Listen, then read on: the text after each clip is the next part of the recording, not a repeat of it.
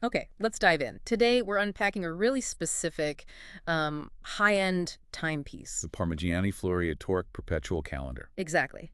And we've got this article here that, well, it goes a bit deeper than just describing the watch. It looks at the whole philosophy behind it. Right. It's not just about the mechanics, is it? It's about a particular take on elegance. Yeah.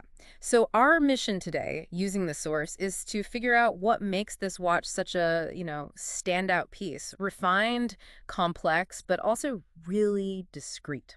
Okay, so the Toric line itself, that's pretty foundational for Parmigiani Fleurier, right? Oh, yeah, absolutely. It was the very first watch Michel Parmigiani launched himself, way back in '96. Mm.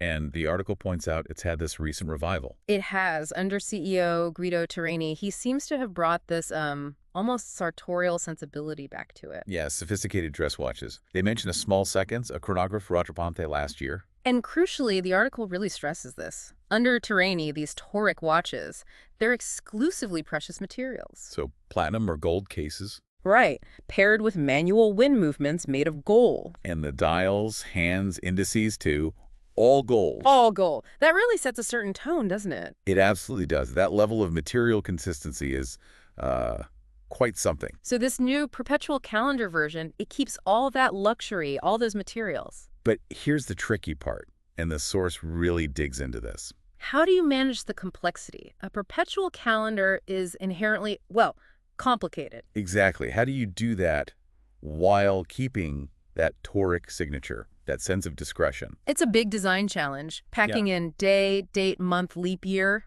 all that info onto one dial. Without it looking like a, dashboard. Right. And the source explains the Toric pulls this off with a remarkably minimalist display. So you're not seeing that typical cluster of busy subdials then. Precisely.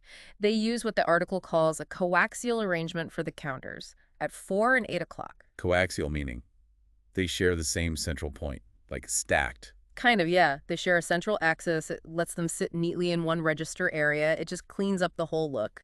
Clever. And that, plus being really restrained with branding and text on the dial. Which the source points out too. Yeah, it gives the dial loads of breathing room, makes the complexity feel almost, like, hidden. And lets that iconic bezel, the hand-knurled one, really stand out visually. Yeah, it feels like a very conscious choice.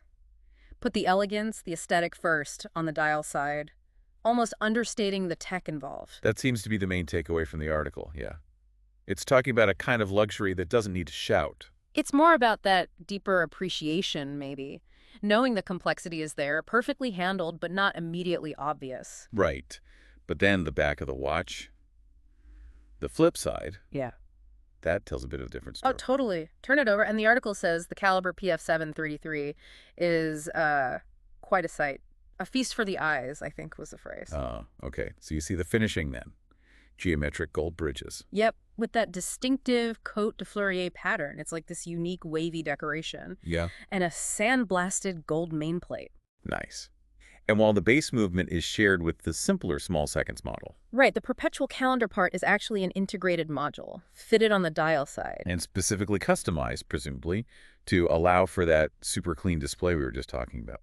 Exactly. So that whole philosophy, balancing the visible elegance with this underlying complexity and beautiful finishing it, runs right through, from the dial to the movement, So you've got the heritage piece, the Toric, revived with modern refinement. using top-tier materials. That signature bezel. A really subtle perpetual calendar display. And then this gorgeous movement visible through the back. It all hangs together. A really cohesive vision. Technically impressive, yes. Sophisticated, elegant, Mhm. but always with that understated feel. The source really highlights that restraint as key. So wrapping this up, what does this deep dive into the Parmigiani Fleurier Toric Perpetual calendar really show you? Well, I think it shows how really thoughtful design can hide enormous complexity behind what looks simple. Yeah, it's a fascinating mix, isn't it? Watchmaking tradition, pure luxury materials, and this design approach that values restraint, even with something as complex as a perpetual calendar. It really makes you think, doesn't it, about what luxury means when it's presented so quietly. Is the ultimate sophistication showing off the complexity, or is it mastering it so well that it just seems effortless? Yeah, it's real depth, only truly appreciated by those who, really look closely. Something to ponder.